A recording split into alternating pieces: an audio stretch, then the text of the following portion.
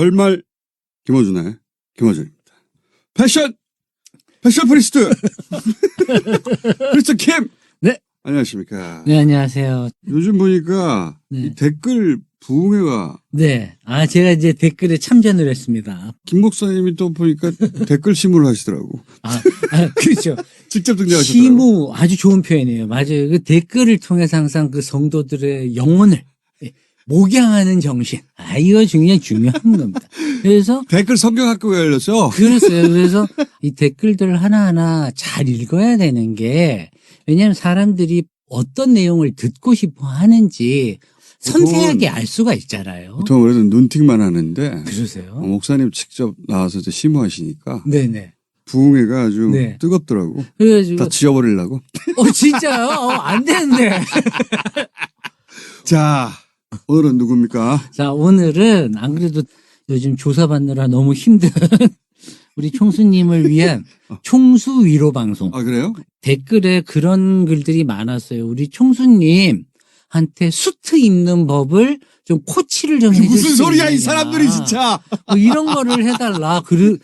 어떤 분이 그 댓글을 쓰자마자 밑에 쫙 막 이탈리아 남부에 그 양복 브랜드 이름들을 막 써놓고 이것도 설명해 주세요. 막 이런 게 막 연결이 되는 거예요. 자, 그러면서 오늘 한번 우리가 이탈리아라고 하는 나라를 총결산하는 브랜드로 조르지오 아르마니라고 하는 브랜드를 한번 골라봤습니다. 그리고 좀 더 나아가서 패션을 통해 가지고 어떤 특정 브랜드의 역사만이 아니라 그 한 나라의 어떤 특성 이런 것들을 충분히 살펴볼 수가 있는데 그런 시간을 한번 가져보려고 합니다. 아르마니는 제가 좀 할 말이 있죠. 네.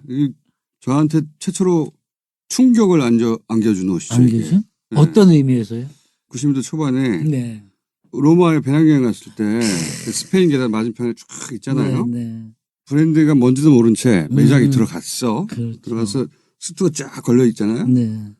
근데 옷이 야들야들해. 그렇지. 관능적이죠. 아주. 이게 입으면 옷이 내 피부야. 이렇게 멋있는 표현을 써. 제2의 피부 같은? 예전에는 내가 옷에 들어가는 거였거든요. 네. 근데 이 아르마니는 옷이 나한테 착 앵겨. 오늘 강의 못하겠는데 핵심을 너무 딴 게 얘기해가지고. 옷이 착 붙어가지고. 맞아요. 내가 너다. 이런 말을 딱 걸더라고, 나한테. 근데 더 충격적인 것은 가격이야. 비쌌잖아요. 씨발, 이건 평생 못 입겠다.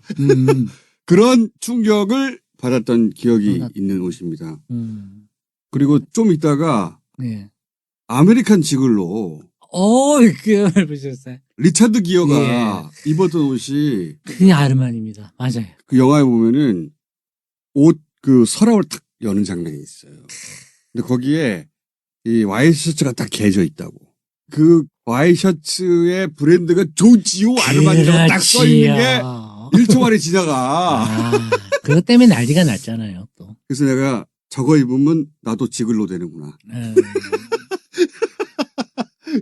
그래서 지골로가 됐어요? 아니면 골로 갔어요? 경제적 상황은 골로 갔지. 그거 한 벌 사고. 내가 29살에 아르마니 정장을 그래서 처음으로 한 벌 샀죠. 샀어요. 지금도 옷장에 딱 걸려 있습니다. 네. 팔이 안 들어가죠, 지금은. 그럼 몸을 다시 살을 좀 빼서 한번 다시 입어보시는. 아르마니 좋아. 네, 너무 좋죠. 우리 세대의 아르마니는 싫어하는 남자가 없죠. 그럼요. 네. 조르지오 아르마니는 유독 한국 남자들한테도 사랑을 되게 많이 받은 브랜드입니다.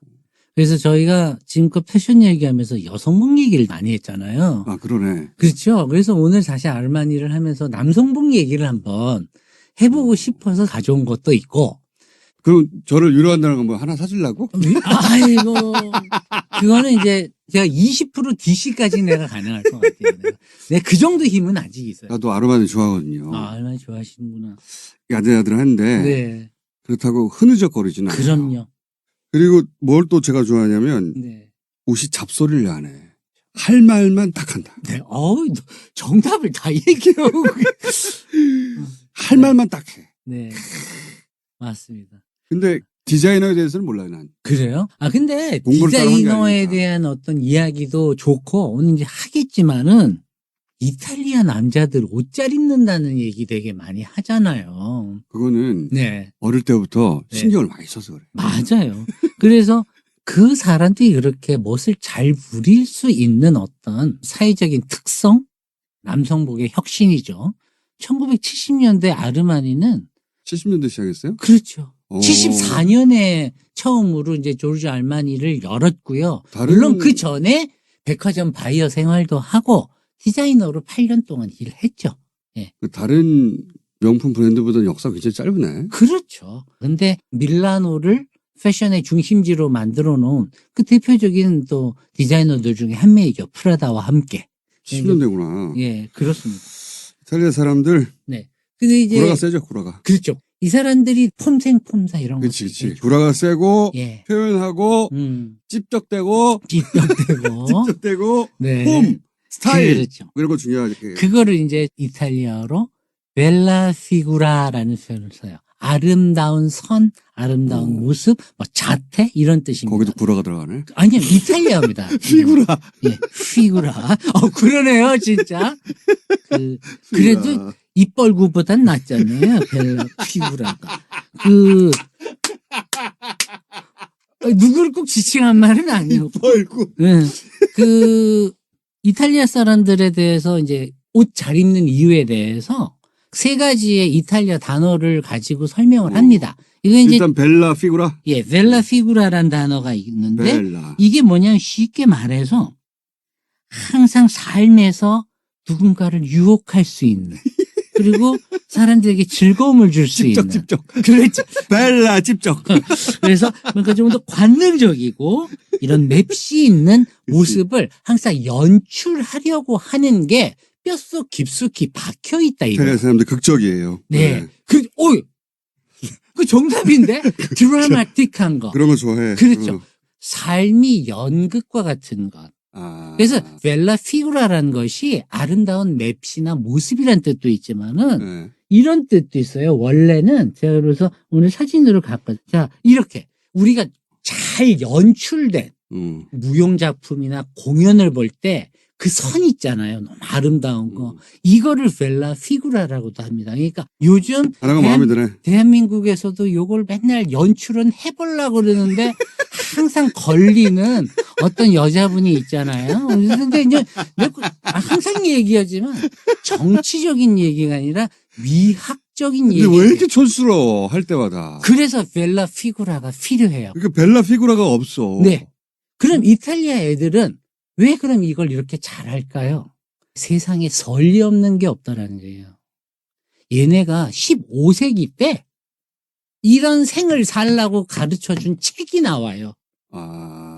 궁정인이라는 책이 나옵니다. 우리가 성리학 이런 거 막 할 때 네. 얘네들이 내세운 그렇죠. 멋진 삶이란 이걸 한 거죠. 근데 거기에 지금 제가 이제 그 사진을 책을 좀 썼다? 갖고 왔는데 네. 이 아저씨가 누구냐면은 카스틸리오네라고 하는 사람이에요. 생긴 건 네. 저기 이슬람 교주처럼 생겼는데. 아주 그렇게 생겼죠. 근데 이 그림 속에 나와 있는 게 오늘날 남자들의 올블랙 룩의 시작이에요. 이 사람이 뭐 하는 사람이냐면 우르비노라고 하는 그 중부 지역의 한 궁정에서 왕을 모시는 최고의 참모예요. 젊은 시절에는 칼도 잘 써서 용병도 했고 외교 문서를 다루는 외교관이기도 했고 그다음에 이제 그 군주 옆에서 조언을 하는 이제 정치적인 어드바이저죠. 핵관이지만 정말 실력 있는 핵관이었어요. 문무를 겸비했어. 그렇죠. 문무를 겸했어요. 이 사람이 꼬르테지아노라는 책을 썼습니다. 1528년에 나왔습니다. 제가 이 연도 하나만큼은 너무 충격적이어서 항상 기억하는 게 르네상스를 얘기하고 인문학을 얘기한다는 분들은 마키아벨리의 군주론을 얘기해요. 그게 무슨 이탈리아 최고의 고전이었느냐. 물론 고전이죠. 현실 정치에 대한 얘기를 했으니까. 근데 저는 책을 쓰는 저자다 보니까 그래서 어떤 책이 더 많이 팔렸는데가 항상 핵심이에요. 군주론은 군주를 위한 책이에요. 읽을 사람 몇 명 없어. 그렇죠. 근데 이 사람이 쓴 궁정인이라는 책은 뭐냐면 공정인. 왕 밑에서 일하는 애들이 음. 어떻게 하면은 왕한테 사랑받고 음. 부하들을 잘 다스리며 동기들한테 질투 안 살까. 자기계발서의 시작이었습니다. 세계 최초의. 오케이. 이게 67쇄를 찍었습니다. 27개 언어로 팔렸어요. 그 시절에 예, 어마어마한 거예요. 그게 이런 거네. 맵시 있게 사는 법. 맵시 있게 사는 법. 난 2인자지만 행복해. 뭐 이런 거예요. 2인자로 사는 법. 뭐 이런 거. 윤회관의 길. 뭐 이런 거였죠. 뭐 이런 건데 이게 파급 효과가 너무 큽니다. 이탈리아 사람들이 거의 다 읽었다고 해도 거짓말이 아니고 신성 로마 제국의 황제는 아예 그 교지에 그런 식의 얘기를 해요. 내 인생에 침대맡에 두고 읽는 세 권의 책이 있습니다. 그것은 군주론과 성경과 바로 이 궁정인이라는 책입니다. 이렇게 얘기를 합니다. 대단한 영향을 미친 책이구나. 네. 이 사람이 그런 얘기를 해요. 우리 모두는 자기 연출을 잘할 수 있어야 된다. 그 연출에 대한 기법에 대해서 얘기를 해놓은 겁니다. 스타일리시하게 입는 법. 그렇죠. 옷이 얼마나 중요하면 세상에 1장에서 얘기합니다. 1장에서. 책이 이렇게 두꺼운데. 용병도 하고 머리도 네. 똑똑하고 외교도 그렇죠. 알아. 왕한테도 조언하는데 네. 폼이나. 그렇죠. 폼이 나기 위해서 우린 무엇을 해야 되느냐. 원칙을 말해줍니다. 그 사람이 이렇게 얘기해요. 신하라면 자고로. 복식 예절을 잘 알아야 됩니다. 이게 뭐냐면 그렇지. 스타일링을 잘해야 되는데 1500년대에 쓰여진 책 같지가 않아요. 문장들이. 가령 이런 거요. 비싼 옷을 입었다고 네가 VIP 되는 거 아니야. 그렇다고 너무 아니 실제 문장이에요. 왔다 갔어? 이상해요. 무슨 꼭 타임머신 타고 온 사람한테 늘 기생 오래비들처럼 입는 프랑스 애들처럼 입거나 그때도 프랑스 애들은 이렇게 남자애들이 이렇게 입은 거죠. 그저 잘 보이고 싶은 마음에 기생오래비. 그렇죠. 동의해.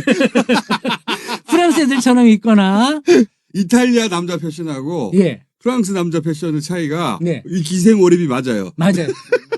그러면서 또 얘기합니다. 독일 애들처럼 볼썽사납게. 왜냐하면 독일 애들이 유행시킨 게 뭐냐면 옷에 칼집 내서 입었다고요.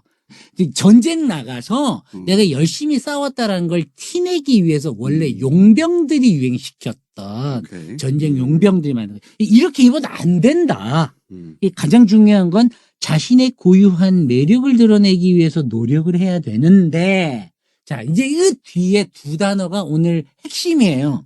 폼. 우리 김총수님이 말한 그 진짜 폼 말이에요. 맵시를 내기 위해서는 어떤 것을 피해야 돼요. 그리고 무조건 어떤 것 하나를 해야 되는데, 이게 바로 이탈리아 남자들의 매력을 설명하는 키워드입니다. 두와 돈이야. 그렇죠. 아무리 힘들더라도 아페타치오네를 피하고 모든 것에서 스프레자 투라를 행해야 한다 이랬어요. 제가 오늘 굳이 이탈리아어로 쓴 것은 이 두 단어만큼 꼭 좀 기억해 두셨으면 하는 마음으로 아페타치오네. 이게 뭐냐면 예를 들어 볼게요. 어떤 여자분이 있어요. 자신을 연출해야 돼요. 우아하고 아름답게. 사람들에게 보이고 싶어요. 그녀가 골랐던 역할 모델은 오드리 헵번이었어요. 아니, 왜 웃으세요? 그냥 오드리 헵번 원래 너무 우아하잖아요. 그 사람처럼 되고 싶었어요. 그 사람의 초상화를 보면서 머리를 정갈하게 넘겼어요. 깔끔하게 옷을 입고 가난한 동네에 가서 심장병을 앓는 아이를 마치 성모 마리아가 죽은 예수를 아는 그 피에타의 모습을 보며 오 신이시여 저의 우아함이 저 가난한 자들을 향한 나의 애정으로 타인들에게 비추어지게 하여 주시옵소서. 그래서 아니 왜 웃어요? 자, 그 연출을 위해서 놀랍게도 자연스럽게 하지 않고 전문 사진사를 동원하고 조명을 2400K를 썼습니다. 저 사진 잘합니다. 아래에서 턱 위쪽으로 받쳐주는 조명을 썼고 반사광을 하나 썼습니다. 자, 그렇게 해서 연출을 스테이지를 했는데 아, 이 세상에 이 눈에 조명기가 비치네 동공하네 이걸 찾아내가지고 레딧에서 그냥 난리가 났습니다. 어느 나라인지는 모르겠는데 어쨌든 오드리 헵번처럼 되고 싶었던 자신의 연출의 의도를 걸린 거죠. 그렇죠. 레딧에서 스테이지드라고 했죠. 그렇죠. 이 아페타치오네를 네. 피하라 그랬잖아요. 이탈리아가 왜 디자인과 패션의 강국이 됐는가의 핵심적 원리입니다. 아페타치오네가 뭐냐면 내가 가지고 있는 역량, 부 이런 걸 너무 과하게 드러냄으로써 어떻게 해서든 사람들한테 내가 있는 사람이다라는 걸 보여주려고 안다라는 거. 한 5, 6년 전부터인 것 같아요. 제가 느끼기로는 파리에 가면 중국 여성들이 많이 눈에 띄어요. 그렇죠. 정말 비싼, 딱 봐도, 네. 오, 저거. 루이비통 매장. 네. 명품이다, 저거 비싸다. 네. 온몸이 다 그걸로. 그런데 촌스. 촌스러워. 내가 할 말 다 해줬어. 이게 뭐냐면. 이게 이거야. 맞아요. 예. 저의 예는 뭐였냐면 제가 여성분들 강의를 많이 다닙니다. 그 신촌에 있는 모 여대 이제 분들 동창회가 기가 되게 셉니다. 신촌 여대 하나밖에 없는데 뭘. 아이, 가면 사모님들이 기싸움해요. 호텔의 그랜드 볼룸에서 동창회 하시거든요. 아. 그러면 이제 딱 앉자마자 아니, 핸드백을 딱 꺼낸단 말이에요. 거기 목사님 왜 가셨는데? 아, 강의하러? 패션 강의하러. 패션 강의하러. 그렇죠. 패션 메시아로서 우리가 어떻게 영혼의 안감을 낼 것인가 이제 이런 거 강의를 하러 가죠. 영혼의 안감. 네. 그런 걸 이제 하러 갔는데 오늘 좀 웃기고 있습니까? 오늘 총수님 저기 위로 방송이라 오늘 나 많이 웃겨야 돼. 자, 그런데 이제 가면 제가 그래서 항상 여성분들한테 대놓고 얘기해요. 일단 가방을 딱 꺼내. 거기까지 하고. 여기까지 하고 이제 남편 자랑해야죠. 남편 흉을 보지. 흉을 보는 것으로 자랑하는 거지. 야, 건물 겨우 7층 짜리 갖고 있는 게 그딴 게 남편이라 뭐 이런 식인 거잖아요. 자, 이제 그런데 제가 맨날 여성분들한테 농담 삼아 막 얘기해요. 여러분, 동창회라는 게 말입니다. 우리 솔직합시다.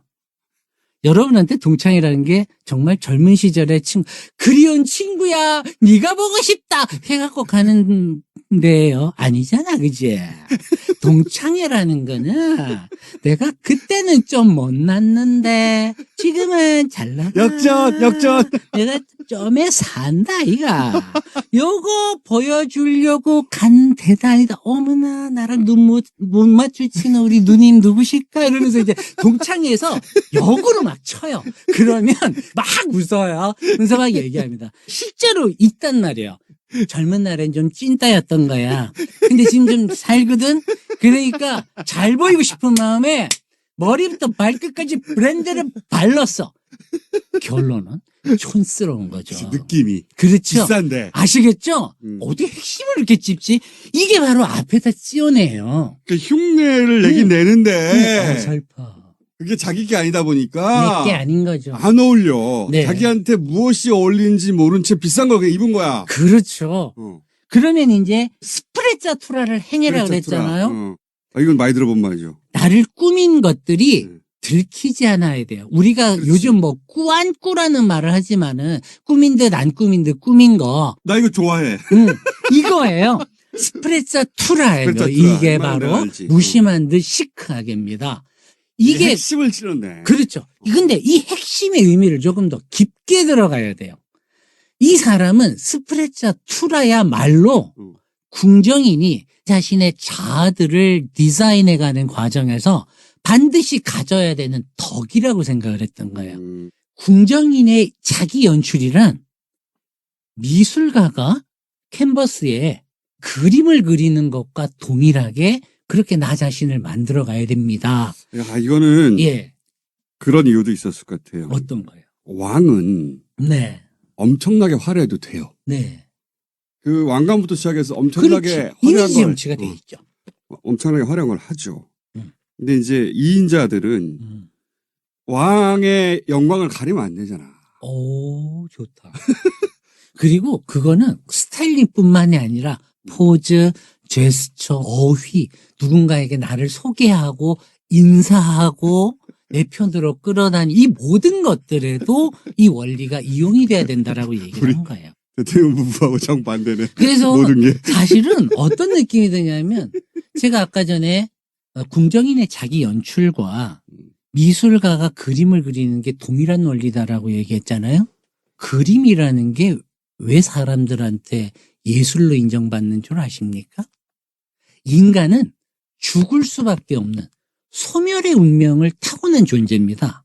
그러나 그림으로 그려지는 그 순간은 응고돼서 불멸하게 되잖아요. 응고. 야. 그렇죠. 인간은 응고. 이 개념에 끌렸던 겁니다. 어떤 여성분이 오른쪽은 필러가 흘러내리다 보니까 그나마 조금 용이한 왼쪽만 항상 동일한 각도에서 45도로 떨어지는 저 사광 조명으로 써서 어떤 연출을 하시는 것도 아름다운 부분을 유지하고 싶어하는 열망이었을 거예요. 우리는 지금 미학적인 얘기를 하고 있어요. 아까 전에 그 동일한 분입니다만은 동일한 분입니다. 그걸 우리가 연출을 하는 그 과정에서 스프레자투라라고 하는 오늘날 이탈리아를 디자인과 패션, 가구 디자인의 명가로 만든 그 원칙, 이것을 지키지 않았다. 자기 창조의 원리를 배반하는 그런 우를 범했다라고 하는 얘기를 좀 하고 싶어요. 아르마니 얘기하다가 이게 너무 길어졌는데. 근데 아르마니가 네. 딱 여기에 맞아요. 그래서 이걸 얘기한 거예요. 아르마니가 딱 이게 맞아. 사실 그 사람이 몇 년도에 태어나서 어떤 이력을 했고 이거는 인터넷 찾아도 다 나오는 얘기예요. 중요한 거는 이런 이탈리아 수트 그 매력 여기 어떤 그 배경이 될 만한 철학이죠. 요 정신을 이어온 20세기 대표 남성 디자이너가 아르마니구나. 아르마니입니다. 오늘 이탈리아가 좀 많이 나오는데 5단어만 딱 외우자고. 왜냐하면 우리 월말 김어준에서 이 강의를 듣는 분들은 키워드 하나 탁 던져서 있어빌리티 하고 싶어하는 거잖아요. 내가 그 욕망을 알아. 그 니즈를 내가 여러분들한테 채워드리고 싶다 보니. 있어빌리티. 이게 뭐 그렇게 틀린 말입니까? 있어빌리티. 네. 그래서 두 번째 용어. 이탈리아 애들이 왜 이렇게 옷을 잘 입는가. 아란자르시라는 이탈리아어인데 이게 뭐냐면 능력껏, 요령껏 일을 되게 알아서 잘 처리하는 거. 이게 즉흥적인 임기응변에 뛰어나다는 거예요. 아. 이탈리아 남자애들 그렇잖아요. 맨날 찝쩍거리고 좋게 표현하면 즉각적으로 내 몸이 반응하는 거죠. 어떤 분처럼 G20에 가서 정상들이 서로 대화하면서 세일즈하고 있을 때 멀뚱멀뚱 보고 있으니까 그 옆에 사모님이 오빠 나가 노래 좀 불러 하는 거 하잖아요. 그래서 이런 임기응변 이런 임기응변 능력이 자기 창조에 되게 필요한 이게 우리 힘이 대통령, 돼요. 우리 대통령이 제로지, 제로. 제로죠. 뭐 하는 짓이에요? 멀뚱멀뚱 앉아가지고. 제로지. 처음에는 어떻게 해서든 우리 대통령을 좀 그래도 내 목자로서 막 안아주려고. 근데 어떻게 G20 공식 영상에 그냥 아예 나오대요. 그거. 다른 사람들은 다 얘기하고 악수하고 왔다 갔다 이번에 하는데. 이런 거 얘기하고 가만히 앉아가지고 두리번. 뚫레. 제가 왜냐하면 제가 저기 백화점 바이어 생활했지만은 그 이후로 유학 갔다 사실 저는 해외 영업을 했어요. 그래가지고 저 맨날 박람회 나가고 해외 영업했거든요. 해외 영업이라는 게 사실은 그 G20의 상황하고 다르지 않아요. 그런 조찬 모임, 그런 디너 파티 많이 갔습니다. 저 거기서 트럼프도 만나고 그랬어요, 저도. 은근히 유명한 사람들 꽤 많이 만났습니다. 저희 부스에 그 빌 게이츠도 오고. 그런데 가서는 다 줄 것처럼 그래도 얘기하고 이게 대통령이 얘기 말하는 아니, 그 그렇게. 자국의 이익이잖아요. 그 이게. 국익을 국익을 강조하는 그렇게 사람이. 챙긴다고 MBC도 안 태우고 혼자 아니, 멀뚱멀뚱 앉아있어. 그렇게 국익을 강조하는 사람이 영업을 안 하고 뭐 하고 있는 거예요. 그래서 사실은 좀 화가 났었던 거고. 그게 이제 아른자르시. 아른자르 요게 이제 웃고 떠드는 거.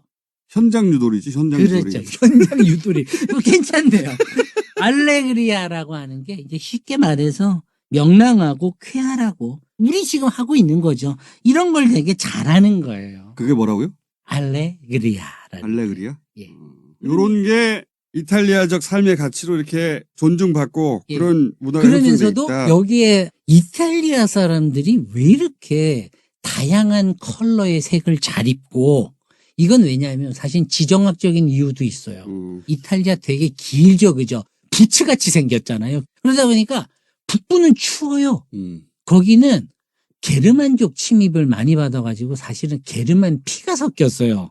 그렇죠. 그래가지고 문화적으로 애들이 그렇고. 금발도 많고 네. 눈도 파랗고 좀 쌀쌀 맞아요. 그렇죠. 남부 쪽 사람들은 아프리카랑도 피가 섞이고 곱슬머리도 많고 갈색 눈도 많고 좀 막 가난하고. 이렇습니다. 그렇죠. 그러다 보니까 이게 과연 한 나라인가 오죽하면 우리도 남북으로 갈려 있지만 이탈리아 사람들도 그런 얘기를 해요. 이렇게 남과 북이 다른데 우리가 왜 같은 국가를 형성해야 되냐며 아직도 분리론을 주장하는 정치 세력들이 있을 만큼 남북 갈등 오래됐죠. 거기서. 그렇죠. 네. 그러다 보니까 이 남북이 다채로운 문화를 갖고 있는 데다가 로마 제국이 멸망하고 나서 얘네는 통일 국가가 안 됐어요. 오랫동안 안 됐죠. 그렇죠. 그래서 조그만 도시 국가로 살았던 애들입니다. 네. 그러다 보니까 이 로컬의 힘이 세요. 각각의 작은 도시들이 자기만의 어떤 그 문화적인 특성, 색깔, 실루엣 이런 거를 가지고 오랫동안 발전을 하다 보니까 각 도시가 아주 특성 있게 자신만의 라이프 스타일들을 개발하게 됐던 거죠. 이게 다 섞여가지고 이탈리아의 어떤 그 다채로움을 만드는 근원이 됐다. 이런 자, 얘기를 하고 싶습니다. 그런 베이스 하에 그렇죠. 그런 베이스 하에 이제 프레자투라 정신을 가진 예. 아르마니가 어떻게 패션을 시작하는 겁니까? 원래 아르마니는 의대를 갔습니다. 아, 그래요? 네, 의사 하려고 그랬어요. 영화강이었어요. 원래는 배우 하려고 그랬는데 나이 좀 들어가지고 이제 그 책을 갖고 있는데 에센셜 이거는 이제 자기가 쓴 건 아니고 인터뷰가 책을 정리를 했죠. 원래는 배우가 되고 싶어 했는데 솔직히 조건이 좀 안 됐다. 그렇지. 외양 조건이 좀 안 됐고 집이 중하류층. 좀 가난하니까 언감생신 집안이 밑받침을 해준다라고 하는 거는 어려웠다.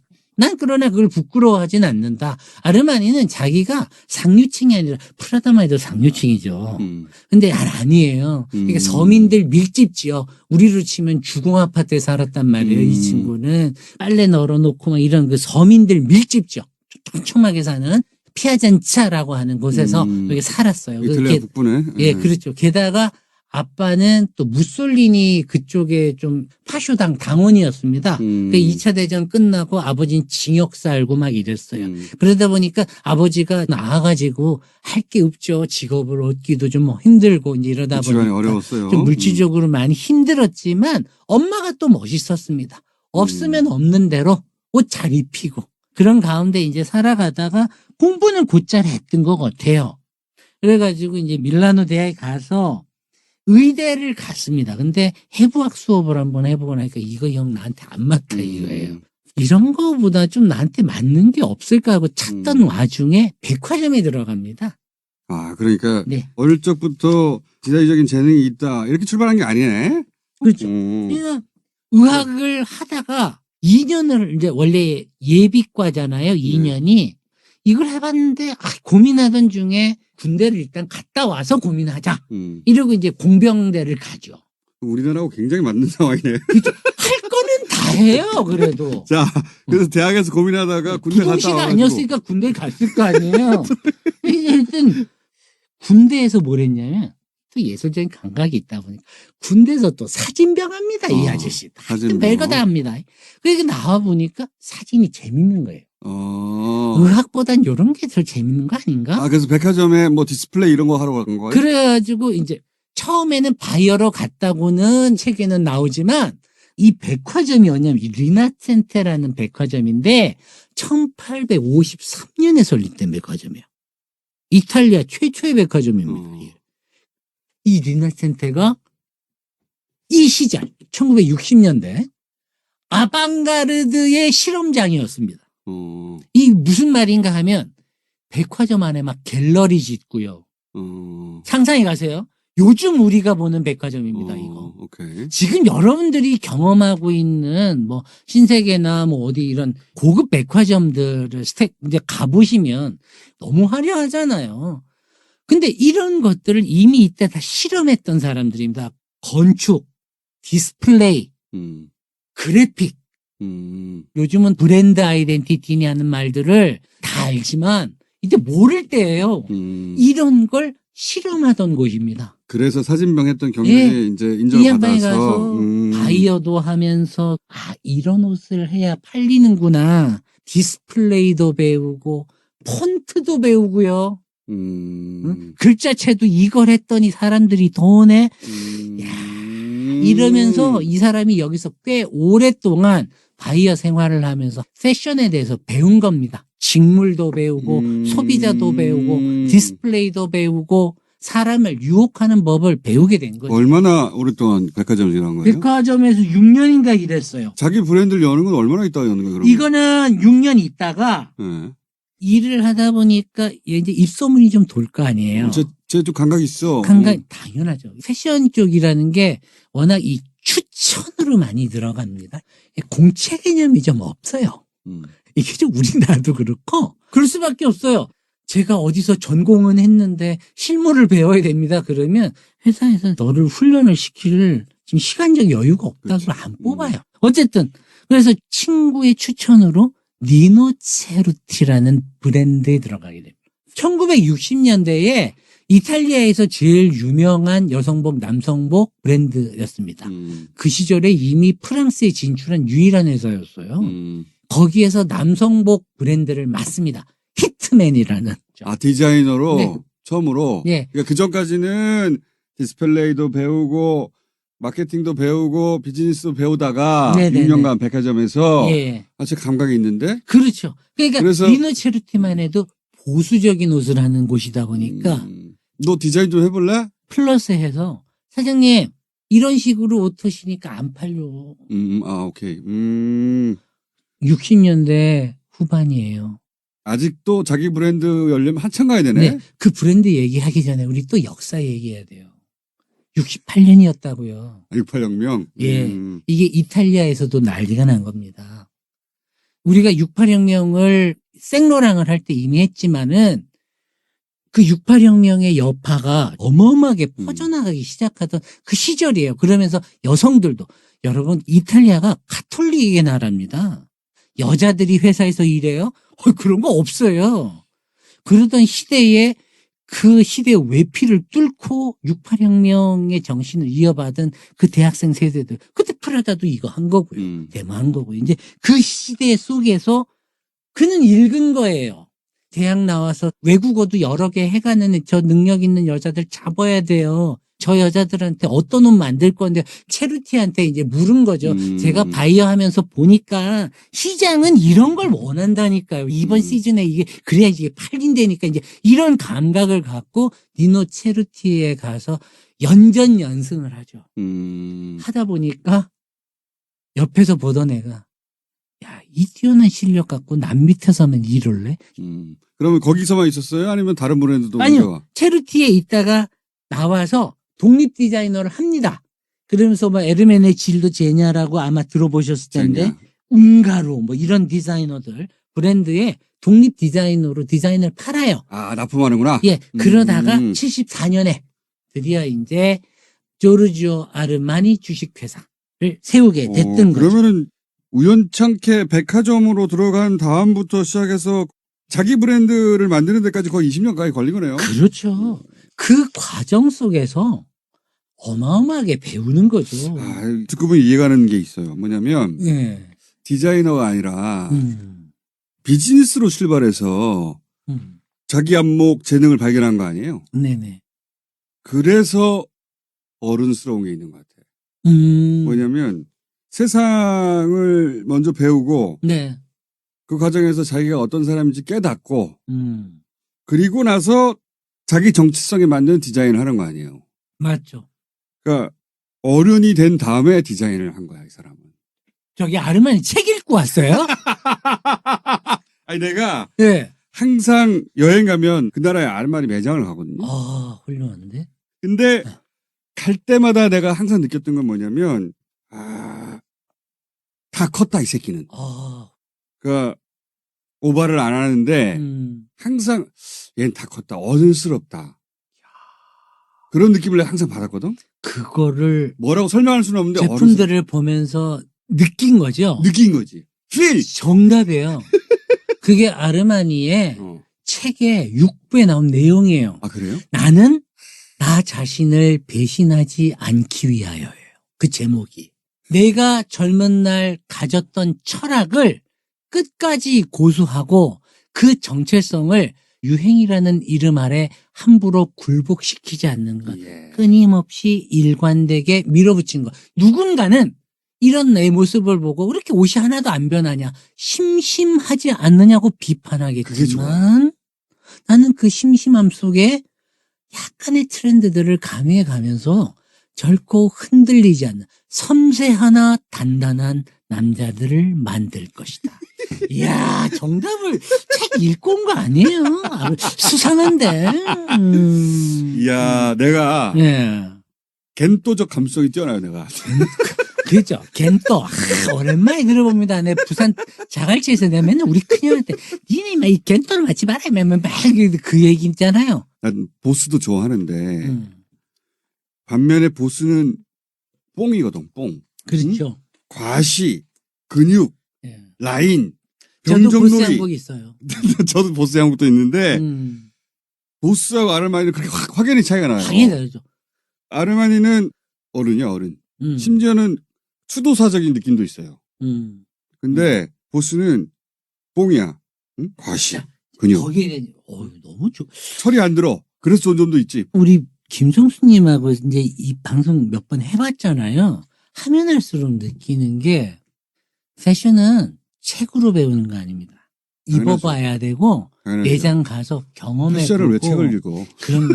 그거는 저처럼 르네상스 옷을 공부하려고 도서관 가서 문서를 뒤지는 사람한테나 해당되는 거지. 옷은 직접 입어보고 느껴봐야 돼요. 그런요. 내 몸에 입는 갑옷 같은 거라서. 그리고 그 감성을 그대로 기록하면 그게 실제로 그 옷의 미학인 가능성이 큽니다. 근데 지금 굉장히 중요한 논평을 했어요. 그런데 나보고 수트를 조언하라고, 씨발. 그러게 말입니다. 내 감성이 있다고 나도. 그러게 씨발. 말이에요. 근데 안 그래도 그거를 답글을 쓰려고 했는데 그래도 사람들은 자기 댓글과 너무 반대되는 논평을 쓰면 또 안 좋아해.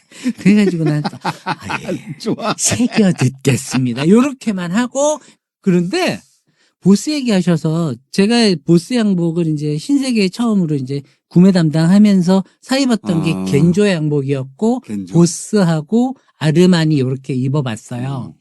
근데 저는 개인적으로 겐조가 잘 맞았고 그때만 해도 겐조도 좋아합니다, 저는. 그 아르마니의 너무 낙낙한 느낌을 사실 저는 28살의 나이에 잘 이해하지 못했어요. 사실. 젊었을 때는 모를 수도 있어요. 네. 그런데 보스 침사추이라고요. 거기서 이제 홍콩? 예. 아울렛? 네, 아울렛 아닙니다. 항상 저는 라인크로폴드 이런 데서만 샀어요. 어머나. 저는 정품 하버시티? 하버시티. 좋죠. 네. 제가 그 당시에 그냥 여담인데 홍콩에 제가 아는 누님이 거기에 되게 큰 뱅커였어요. 고객이 양조위였어요. 야. 제가 놀란 게 누나 그런 고객이 누구예요? 뭐 조이 오빠도 있고 뭐 이러는 거예요. 그래서 제 농담 삼아 우리 만나게 해줘요 그러더니 뭐 너무 말라더니 오신 거 아세요? 그래가지고 케이크랑 사주시고 갔어요. 페닌슐라? 어머 어떻게 알았을까? 제가 거기에 그래서 피닌슐라에서 하는 그 티 세트. 애프터눈 티? 아 좋죠.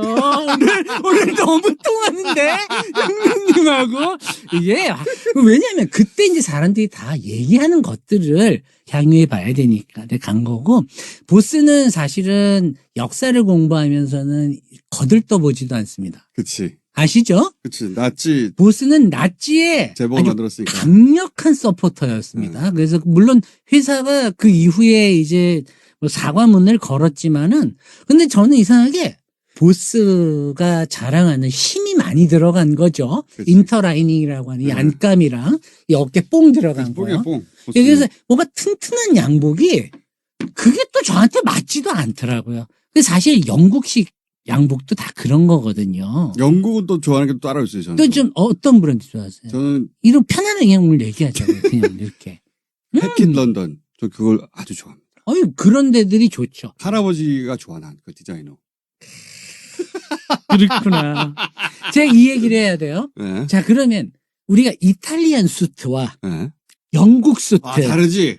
독일 수트, 다 우리 다르지. 이제 각 나라에 대한 얘기들을 해야 그래야 아르마니가 왜 매력 있냐를 다시 얘기할 수 있는 오케이. 거예요.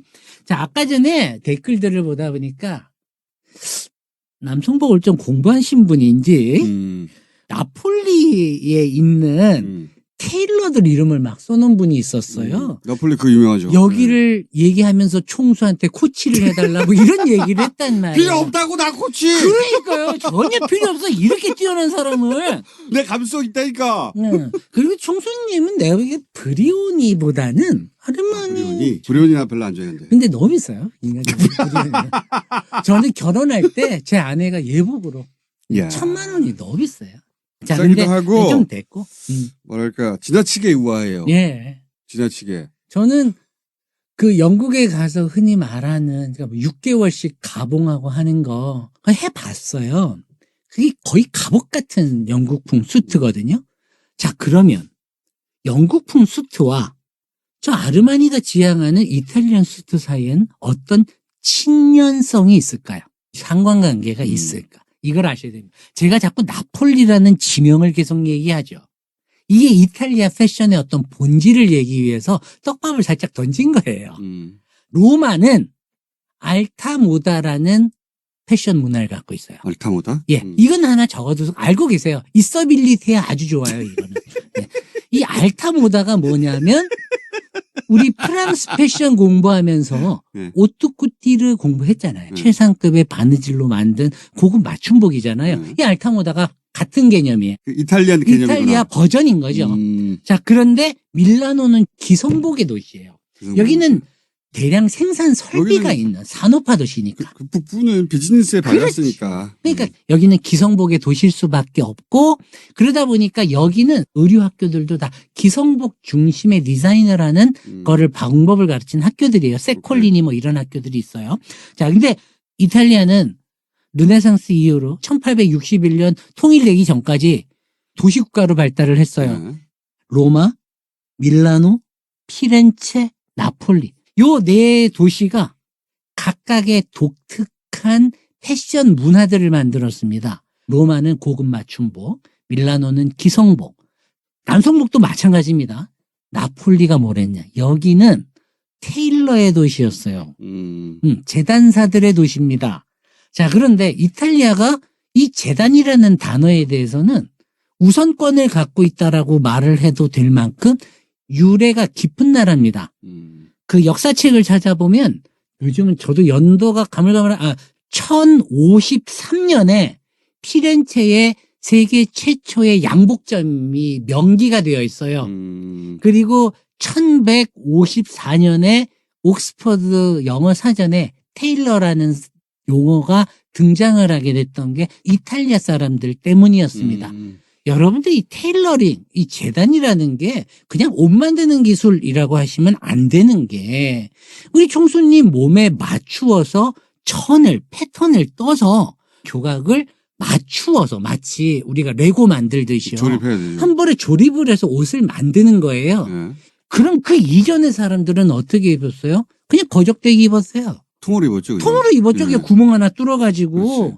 그래서 뚫을 관자 머리 두자 써서 관두이라고 이게 불렀어요. 그러니까 남녀의 구별도 안 갔어요. 사실은 그냥 남녀 공용이야. 그랬는데 르네상스 시대가 되고 인간의 가치가 재발견이 되면서 르네상스의 휴머니즘은 인간의 몸에 주목하기 시작했던 겁니다. 그러면서 인간의 몸에서 어떤 부분을 강조하고 어떤 것들은 은폐하고 이제 이런 것들을 생각을 하면서 만들어낸 굉장히 강력한 이 현세를 아름답게 살아가기 위한 기술로 등장한 것이 테일러링이에요. 재단이에요. 굉장히 깊이 있는 의미입니다. 그렇기 때문에 사실 이 테일러에 관계된 모든 용어들이 이탈리안 용어였고요. 사람들이 모르시는데 패션의 도시를 프랑스라고 알고 있잖아요. 패션의 강국. 놀랍게 그 프랑스 옷들 생산지는 이탈리아예요. 그런 경우가 많죠. 19세기도 그랬고 18세기도 그랬어요. 나폴레옹이 지배할 때도 그랬고요. 생산 기지였어요. 왜냐하면 인가공료가 싸서 그리고 재단 기술이 거기서 워낙 뛰어나고 예. 때문에. 그 직물이 워낙 좋고 그런 기반이 있었기 때문에 오늘날의 이탈리아가 이제 패션의 중심지가 됐던 거였는데 나폴리를 가보셨 분들은 아시겠지만 거기가 추워요, 따뜻해요. 덥죠. 덥지요. 항구 도시잖아요. 네. 습하고 열기가 많아요. 그런 곳에 영국풍 수트를 입으면 어떻게 될까요? 뽕 들어가고 안감 확실하게 넣어주고 심지 팍팍 들어간 거. 땀 삐질삐질밖에 안 되는 겁니다. 땀띠 나요. 그렇죠. 자, 그러면 저 옛날에 나폴리가 어떻게 그럼 세계 최강의 지금 아르마니 풍의 수트를 만들 수 있었을까요? 영국 사람들이, 귀족들이 인문학을 배우기 위해서 긴 여행을 갔었습니다. 원래 귀족 자제들이. 그렇죠. 그랜드 투어라는 걸 했거든요. 네. 그때 꼭 가야 되는 곳이 어디였냐면 로마하고 나폴리였어요. 거기 갈 때 이미 수트를 입고 있었죠. 영국풍의 수트를. 근데 입고 있다 보니까 이제 여행하는다고 뭐 헤어지기도 하고 좀 이러다 아하. 보니까 거기서 또 새로 맞추기도 해야 되고 수선도 해야 될 거 아닙니까? 아, 그러니까 네. 거리상으로 보면 유럽의 끝이지 거의. 그렇죠. 이탈리아 나폴리가. 네. 그 영국풍 수트를 이탈리아 사람들은 봤던 겁니다. 이게 뭐야 이게. 아, 요놈들이 입는 게 이거구나. 아, 근데 자세히 보면 이거는 영국의 풍토에 너무나도 맞는 거죠. 이걸 그대로 쓸 수는 없어요. 이탈리아 애들 특성상. 이걸 자신에게 맞게 개작을 해야죠. 영국 수트가 가지고 있는 어깨선의 아름다움은 살리되 심지도 빼고 뽕도 빼고 이 안감들 빼다 보니까 갑옷 같았던 옷이 틀은 사라졌으나 가볍고 우아하고 그러면서 무엇보다도 몸에 너무 쫙 달라붙는 거예요. 아, 그렇구나. 그러니까 영국에서 안감 같은 걸로 틀을 딱 잡아줬었는데 그렇죠. 뽕이랑 이 나폴리에서 그걸 다 빼고 재단으로 그렇죠. 그 사람들이 30년대부터 이미 그걸 했어요. 아르마니 측에서는 그러죠. 나는 나폴리의 옷에 대해서 몰랐다. 아하. 그러나 놀랍게 이미 1930년대에 나폴리의 테일러들은 지금 우리가 말한 아르마니의 어떤 비격식, 비접착식 수트를 실험하고 있었습니다. 수트를 해체하면서 오케이. 그 나름의 미학을 향해 달려가고 있었던 거죠. 근데 예. 그 아르마니가 이어받은 것은 그 나폴리적인 그러면 예. 그 그런 감성. 수트. 근데 그것도 이유가 있어요. 그 백화점에서 일할 때 상사가 있었어요. 되게 좋아하던. 그 사람이 이제 상품 기획 본부장 정도 되겠죠. 아르마니한테 기회도 많이 주고 이런 일도 해봐라 그리고 권유도 많이 해주는 아주 좋은 상사였는데 이 사람이 나폴리 출신이에요. 이 사람이 입은 수트가 밀라노의 남자들하고 입은 수트랑 다른 거예요. 그러니까 나폴리에 가서 직접 교육을 받은 건 아닌데 그렇죠. 비즈니스로 처음에 접근했지만 거기서 자기 재능을 발견하고 폭풍 흡수하고 있었잖아요. 그렇죠. 패션들을 그때 흡수했구나. 나폴리. 제가 보기에는 그런 그 밀라노산 남북이 되게 문화적으로 갈려 있잖아요. 북부산들은 저 남부 전놈들이라고 그렇지. 또 남부 사람들은 북부 깍쟁이라 그러고요. 거기도 똑같더라고요. 우리가 서울 사람들 보고 깍쟁이라고 맞아요. 그러듯이 네. 그 말이 있더군요. 이탈리아어로. 독일에도 그런 거 있고 다른 네. 나라도 그런 거 있어요. 근데 이제 그 남자의 수트를 봤는데 너무 자연스럽고 낙낙하고 음. 기장이 조금 짧은데도 활동성이 있고 남성복은 사실은 건들만한 요소란 게 많잖아요. 소매를 넓게 하느냐, 어깨를 넓게 좁게 하느냐, 이 라페를 좁게 하느냐, 넓게 하느냐, 간격을 뭐 그렇지. 줄이느냐. 허리 밑으로 얼마나 내려오냐. 그렇죠. 그 남부 나폴리의 그 재킷을 보면서 자신의 이상과 맞다라고 느꼈을 거예요. 그러면서 문제는 이걸 본 게 60년대 후반인 겁니다. 68혁명 이후에 여성들이 드디어 사무직종에 막 뛰어들기 시작하는데 그렇다면 남자들을 편하게 하는 수트를 가지고 여자들도 그렇게 하면 안 될까 하고 치고 들어간 게 알마니였던 거예요. 그러니까 사실은 생로랑이 여성용 그 뭐 스모킹 턱시도를 만들었다고 하지만 그건 되게 각져 있잖아요. 거기에 비하면 아르마니는 되게 섬세하고 가볍고 직물도 남성복임에도 불구하고 여성복에 쓰는 여름 소재들을 많이 썼어요. 램스울이라고 되게 가벼운 여름용 하절기 울 이런 거를 되게 많이 썼습니다. 아르마니에서 두 가지가 항상 저는 인상적이었는데 하나는 야들야들함. 야들야들한데 무너지지 않고 할 말만 딱 하는 거. 또 하나가 항상 소재가 놀랐거든요. 얘네는 뭘 쓰는데 이렇게 소재가 달라? 그게 네. 만든 사람이 직물에 대한 연구를 많이 했다는 얘기예요. 많은 분들이 옷에 대해서 얘기를 이제 하면서 어떤 이론을 얘기하신 분들이 있잖아요. 저도 물론 그 중에 한 명이지만 저 사람이 좀 약간 하수구나, 프로구나라고 느끼는 거는 결국은 뭐냐면 그 소재를 얼마나 깊게 공부했냐는 겁니다. 재단사들은 압니다. 소재를 만져봤을 때 내가 이상적으로 만들 수 있는 어떤 느낌이 머릿속에 그려지게 되어 있어요. 린넨으로 만들 때, 면으로 만들 때, 실크로 만들 때, 벨벳으로 만들 때, 여성용 캐시미어를 가지고 남성복 정장을 만들었을 때 둔탁한 느낌이 나는 벨벳을 어떻게 하면 남성복에 적용을 했을 때 최대한 가볍게 만들 수 있을까 이런 거 고민하거든요. 아마 입어보시면서 그런 거 느끼셨을 거예요. 똑같은 것처럼 보이는데 항상 만져보면 소재가 좋아. 그게 흔히 말하는 한 끗 차이예요. 입어보면 소재가 좋아. 네. 그 소재를 만드는 공장을 찾는 게 또 어마어마하게 어렵고요. 하지만 그 소재의 격차가 확실히 있구나 생각하는 것보다 가격 격차는 더 커. 그러세요? 근데 옷을 만드는 입장에서는 샘플을 보잖아요. 이 사람들이 이 정도의 직물을 짜는구나라고 하고 맡겨요. 근데 최종품이 그 샘플보다 못한 경우가 부지기수입니다. 그래서 옷이 어려워요. 최종 검수까지 항상 살펴봐야 되거든요. 내가 아르마니 옷을 좋아하게 된 이유들이 설명이 되네. 이게 이제 됐습니까? 아르마니가 어른 남자예요, 보니까. 맞아요. 1980년도 아메리칸 지골로. 그 얘기 해주실 때 제가 박수 칠 뻔했잖아요. 아메리칸 지골로. 이게 왜냐면 사실은 아르마니가 미국을 평정하게 된 계기이기도 해요, 사실은.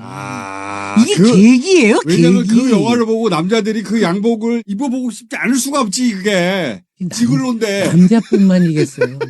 제가 아직도 기억하는 게 저희 6살 터울 누님이 이 영화 보고 나서 리차드가 너무 멋있다고 안기고 싶다 뭐 거의 이런 식이 되잖아요. 근데 이게 그런 느낌이지. 그 세대의 모든 여성분들이 다 그런 표현을 했어요. 그러니 남자 입장에선 그런 옷을 찾아서 입고 싶겠죠. 미국이라고 안 그랬겠어.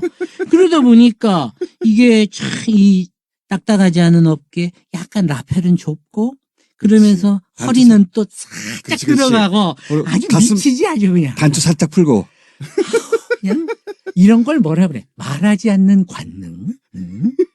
어떤 분처럼 조명 3개를 달아도 가질 수 없는 스프레차 투라적 감성. 그리고 이 브랜드가 네.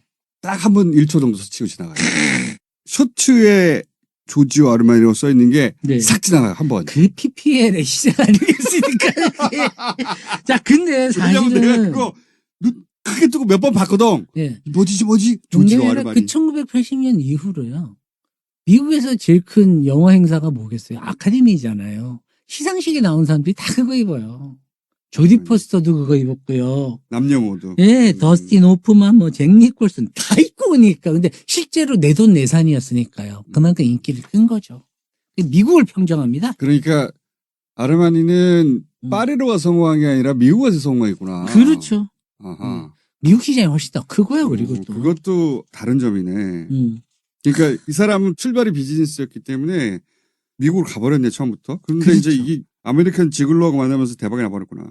그 이후로도 사실은 아르마니는 너무 일관돼요. 맞아요. 근데 최근에 몇 년은 좀 이상해. 예, 조금 바뀌었죠. 이제 왜 그거는 그런지 왜냐하면 이제 시장의 변화는 어쨌든 자기가 항상 고려하겠다고 했기 때문에 따라가고 하는 부분들이 있지만은 항상 기본적으로 세련되고 단순하고 기능성을 살리고 실용성을 가미하는 거. 이게 북부 사람들의 또 특성이기도 했고요. 이게 이탈리아만의 한 성격이기도 합니다. 사실은 16세기에서 18세기까지 유럽을 사로잡은 거는 프랑스거든요. 프랑스 그 당시에 왕 옷들 알잖아요. 초상으로 보면 화려함의 끝판왕 아닙니까? 얼마나 장식들이 많습니까? 그 프랑스의 옷이 이탈리아로 넘어왔지만 이탈리아 사람들이 도시국가 로컬의 특성에 맞춰서 장식들을 많이 배제된 굉장히 깔끔하고 절제되어 있는 이런 옷들을 만드는 게 그 사람들 나름의 또 철학이었죠. 그러다 보니 그렇게 또 난 또 그렇게 이해가 되는 이 찝쩍대는 데는 걸려거려요 그게. 그러네. 편안하게 말을 해야죠. 나는 결코 모델을 위한 옷을 만들지 않을 것이다. 오직 움직이는 사람들을 위하여 옷을 만든다. 옷은 사람과 분리된 것이 아니라 사람과 함께 할 수 있어야 할 때 제대로 발화한다. 아르마니 옷이 편해. 편하죠. 네. 움직여보면 알아요. 걸어놨을 때보다 입었을 때가 더 예뻐. 아르마니는 항상. 이 정도였는데 아르마니에서 광고 줘야 되는 거 아니에요. 근데 우리 이렇게 얘기하고 있는데. 글쎄. 조르지 알마니 그 이후로도 뭐 승승장구하고요. 뭐 이후로 뭐 뷰티도 하고 다 했습니다. 74년이 되어서야 자기 브랜드를 만들었구나. 이제 그러다 보니까 엠포리오 아르마니 뭐 이런 거 있는데 이 사람은 자기 이름이 나오는 브랜드를 하고 싶어 하지 않았어요. 브랜드에 자기 이름명이 써지는 게 싫어가지고 하늘을 쫙 날면서 세상을 관망하는 어떤 존재? 그래서 떠올랐던 게 독수리였대요. 그거를 자기가 도안을 했다는 거예요. 그거를. 예, 그래가지고 사업은 계속 규모가 커지고 세계적인 회사가 돼가잖아요. 그러다 보니까 다양한 고객층들을 또 만나야 되고 엠포리오 아르마니는 이제 좀 더 젊은 층들을 위한 옷들을 위해 나온 거잖아요. 그때 엠포리오 아르마니라고 쓰지 말자. 그냥 독수리 하나만 하면 안 되겠니? 이런 생각을 하면서 이제 그 로고가 또 등장을 하게 됐던 거예요. 근데 뭐 사람들은 알마니를 찾는 거니까. 그렇죠. 알마니는 나이에 민감해요. 무슨 말이냐면 조지 알마니 매장에 가면 어른이야 이런 느낌을 항상 받는다고 말씀드렸잖아요. 엠포리오는 이 나이 때, 엑센지는 이 나이 때 이렇게 나이에 되게 민감하더라고. 보스는 그렇지 않거든요. 그렇죠. 근데 요새 한 몇 년간은 예. 좀 달라졌어요. 소강 상태이기도 하고 소강 상태. 그 안에서도 크리에이티브 디렉터도 바꾸고 이제 방향도 바꾸고 뭐 이래요. 직접 디자인 안 하나 이젠? 그 사람이 하기에는 이제 지쳤지요. 지쳤죠. 그 8순의 나이고 근데 이제 8순이나 됐구나 이제. 중요한 거는 그 밀라노라는 도시인 것 같아요. 저는 항상 얘기하는데 복식사 홍보할 때 그 모자를 만드는 사람 혹은 모자 제작업 영어로 밀리너라고 하거든요. 그 당시에 모자를 만드는 비싼 재료들이 다 밀라노를 통해서 수급을 했기 때문에 그러다 보니까 밀라노는 항상 좋은 직물들, 소재들, 부자재들 이런 거를 끊임없이 구할 수 있는 도시였었고 여기에서 나온 어떤 미감이라고 하는 것이 오늘날 우리의 이탈리아 패션 전체를 아우르는 토대가 됐다라고 이제 이야기를 해도 되겠다. 제가 20대부터 쭉 좋아해왔던 브랜드인데 아르마니가 왜 그렇게 됐는지 이제 이해했고. 그랬나요? 그리고 왜 그녀는 그게 안 되는지도 이해했고. 아, 그렇죠. 근데 그 사람뿐만 아니라 우리 모두도 갖고 있는 숙제죠, 그게. 자기 연출의 숙제예요. 사람들은 아페타치오네의 덫에 걸린단 말이에요. 그 원문은 어떤 거냐면 그 아페타치오네는 날카로운 산호초와 같아서 인생의 배를 항해할 때 걸리게 되면 좌초하게 만드는 위험을 가진 것이다. 아, 그렇게 돼 있어요? 예. 지금 우리가 윤석열 호가 지금 거의 좌초될 위험에 처해 있는 거는 부정적 여론의 상당수가 사실 또 영부인에게서 오는 어떤 한 측면들도 있지 않습니까? 이제 우리 대통령 부인에게 이제 해줄 말하면 스프레차투라. 수라를 하는 것. 뭐 아페타치오네를 하지 않는 거예요. 길게 말할 거 없고 예. 스프레차투라. 으라 해야 되는데 이분이 명색이 디자인학 박사 아니겠습니까? 박사. 아까 전에 제가 이 궁정인을 쓴 사람의 모습을 보여드렸죠. 그림으로. 네. 이 초상화 누가 그린 줄 아세요? 라파엘로가 그렸어요. 르네상스의 최고의 거장이었. 친구였어요. 두 사람이. 그러면서 멋쟁이였네. 라파엘을 보면서 느낀 거죠. 자기 연출의 원리를 그림을 그리는 원리에서 가져와야겠구나. 그림은 윤곽선을 잘 그리는 거. 그 사람에 대해서 말해줄 수 있는 어떤 요소들을 잘 조합하는 거. 그리고 항상 빛을 수용하는 거. 그 명암을 통해 이 사람의 인상을 드러내는 건데 이게 자연스럽지 못하다 보니까 인공광 조명을 써가지고 이게 너무 인위적으로 보여서 동공의 조명기가 보이는 그런 어설픈 실수를 함으로써 날카로운 산호초의 역할을 하고 마는. 그러다 보니까 본인은 항상 비공개적 공개 사진이 됐잖아요. 비공개인데 제일 많이 그렇죠. 제일 많이 보도돼요. 항상. 아니, 맨날 비공개라는데 왜 그걸 자꾸 맨날 공개하는지 모르겠어요. 스프레자투라의 원칙을 좀 지켜라. 알겠습니다. 마지막으로 그러면 또 기도 한번 해주셔야죠. 기도요? 네. 자, 기도하겠습니다. 사실은 제가 어제 그 무리 중에 있었는데 정말 마음은 단상에 가서 이 설교를 하고 싶었습니다. 집회가 다녀오셨구나. 사람이 주말에. 너무 많다 보니까 저기까지 어떻게 걸어가나 싶어가지고 자, 기도하도록 하겠습니다. 하느님 아버지 감사합니다. 우리 총수 걱정하지 마세요. 저는 목자로서 항상 힘든 상황에 있는 그 양들을 절대 떠나지 않습니다. 우리 하나님께서는 곤경에 처해 있고 어려움에 있는 자들에게 손을 뻗어 연대하고 너의 인자함을 보여주고 그를 위해 뭘 하라 그랬어요? 중보기도를 해야 된다고 그랬어요. 우리 김총수를 위해서 우리가 중보기도의 시간을 우리가 갖도록 하겠습니다. 여호수아 6장을 보면은 말이에요. 그 여리고성이라는 단어가 나옵니다. 여리고성은 이스라엘 사람들한테 중요한 사건입니다. 이 사람들이 이집트에서 종노릇했어요. 40년 광야에서 왔다리 갔다리 그 개고생을 합니다. 하나님은 맨날 약속의 땅에 데려가신다 하는데 그 약속의 땅은 왜 이렇게 먼지? 그러나 결국 약속의 땅으로 들어갔죠. 요단강을 건너서 그 말씀하신 가나안 땅으로 왔는데 이라 웬걸? 그 약속의 땅 앞에 딱 굳건하게 서 있는 게 바로 여리고성이었습니다. 그 성을 무너뜨려야만 비로소 약속의 땅으로 가는데 여리고성이란 게 만만하지가 않아요. 여러분, 지금 현대 기술로도 무너뜨리기가 힘들 만큼 튼튼한 성이었습니다. 내벽이 5m, 외벽이 3m, 8m예요. 벽 두께가 8m입니다. 이 여간에서 무너지지 않는 벽이에요. 그 안에 딱 들어가가지고 문 잠궈놓고 여러분들 쳐들어와 봐라. 니들은 절대로 우리 못 이기지 이러고 있는데 하나님은 저 오합지졸 같은 이스라엘 사람들한테 뭐라 얘기합니까? 저거 부셔라 이런 얘기 안 해요. 너희들은 하나님의 언약이 담겨있는 궤를 들고 그 성을 하루에 한 번씩만 돌아라. 그리고 말하지 마라. 이거 여러분 뭔지 아세요? 현대로 말하면 침묵 시위예요. 이 시위를 7일간 해라. 그리고 7일 때 7바퀴를 돌아라.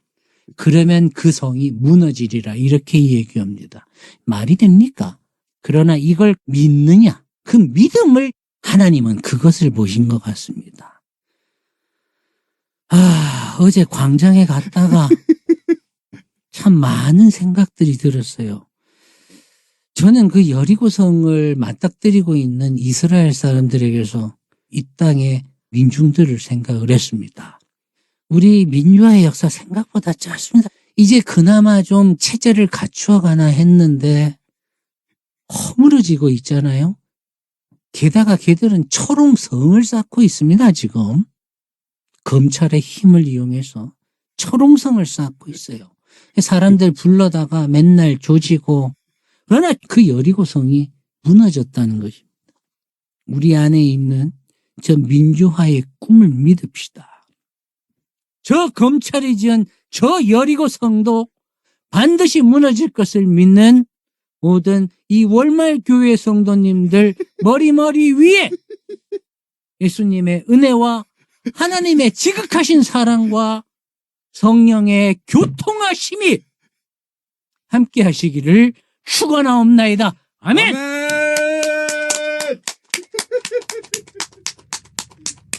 끝. 야.